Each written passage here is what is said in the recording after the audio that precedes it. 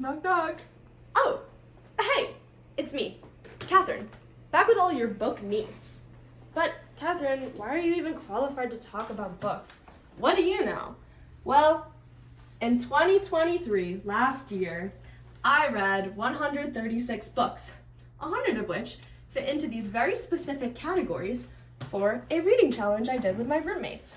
This means that I have a large variety of things that I have read. But what are we even talking about today? Well, we're going to be talking about science and reading science books. But I'm here to read just normal books, like English books, not science books. You can take your love of reading and make it into learning science. It's so important. Did you guys notice that during COVID there was really low science literacy? I did. Yeesh. We can cut back on this by reading some science books. Even if you aren't huge on reading a research paper that someone wrote because it's probably pretty boring, you could watch a podcast about it, or you could find a TED Talk by them. Any way to get this reliable science into your brain, even if it's not exactly reading. But you can still read books, as I know you do as you follow this YouTube channel. Subscribe to it even. But maybe you're not huge on even reading these books that you read. Well, I'm not. I like to listen to the books. It's the most accessible and easy way for me to get books. And I love it. So you can use Libby, which comes from your library, to get hundreds of free titles, probably thousands. This isn't sponsored, but you should definitely use Libby and your library. Reading is free, baby! So go ahead and do it. Alright, let's probably get into the books just about now. We're going to be talking about environmental books specifically. Environmental is a branch of science. It's environmental science, and it talks about the world around us, which is the environment. The first book that I'm going to be talking about is Silent Spring by Rachel Carson. Perhaps you even know it by its cover.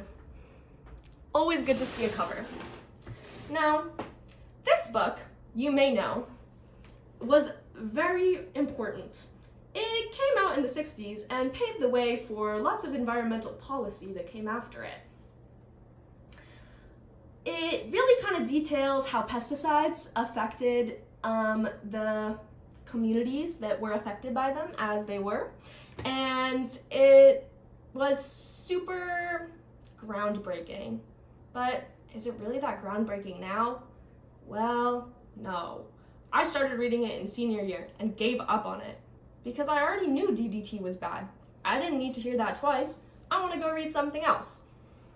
Okay, but I started rereading it this semester, and I'm only about a quarter of the way through. Yes, I know a lot of what she's talking about already, but that's just because I'm an environmental science major. And this is a really important piece of work, so I want to put in the work to finish it this semester because it's probably great because people loved it so much and it was very important. So its writing is also pretty accessible, which I do appreciate, as it was written for the lay person to understand what was happening. I would rate this, maybe give it a try, but maybe try some other things. The next book that we're going to be talking about is one that I actually really liked. It's called Are We Smart Enough to Know How Smart Animals Are? And it's by a researcher called Frans de Waal. As its title suggests, this book is about animal cognition, and can humans even understand if animals are learning? How can we understand how they're thinking? So this is a great crossover. If your roommate is, say, behavioral neuroscience, they might actually love this. And your environmental roommate, I have one of both. They might both love this book. I thought it was really interesting, although I did see some slight inconsistencies in what he was talking about. Or just kind of things he didn't address. So for instance, he talks about the marshmallow test and how animals interact with that. This marshmallow test is if you give a child a marshmallow, you can say like, hey, you can have one now, or you can have more than one in a couple of minutes. But one thing he doesn't address is that a lot of the times children who grew up in poverty don't do very well on this test because they don't know if they can trust that they're getting that marshmallow later. So he kind of skimmed over that. Additionally, he talks a bit about Washoe, who was this chimp who learned to sign, and he tells a story about how Washoe saw a swan and signed Waterbird. And while DeWall does point out that a lot of the blabbering that these chimps probably did with their signing was totally taken out and you only kind of see the success from them, he didn't address that a different point of view of this is that he saw both water and bird individually. So he looked at the lake and he signed water, and then he saw the bird, which was a swan, and he signed bird. And it wasn't really that he was trying to make a compound word in the way that some people think that it was. It's just two different takes that I already had this knowledge coming into it. So I was able to recognize, oh, maybe he's not addressing something, but I can't really speak to anything else in it, but I still thought it was really interesting, and I definitely think this is a great book club book, maybe for your roommates, as I suggested. The next book I'm going to be talking about is Rabid. This is a book by Bill Wasick and Monica Murphy. I found myself talking about this book a lot, because who doesn't love rabies? And it's super cool. It talks about the science behind rabies and like the history of it, but also the culture. So kind of like how vampires might have come out of rabies cases because they have some of the same kind of symptoms of like kind of being in the dark, maybe wanting to suck some blood. So I thought this was really interesting. If you do listen to the audiobook though, there are a couple like glitches in it. Don't worry about it. It didn't interfere with my enjoyment of the book, but it was a little weird. So watch out for that. I think it's super cool. My final recommendation is Fuzz by Mary Roach. This is a super cool book. It's about how animals and humans interact and like how we could be living with animals and how we are right now and how this is done across like many continents and cultures.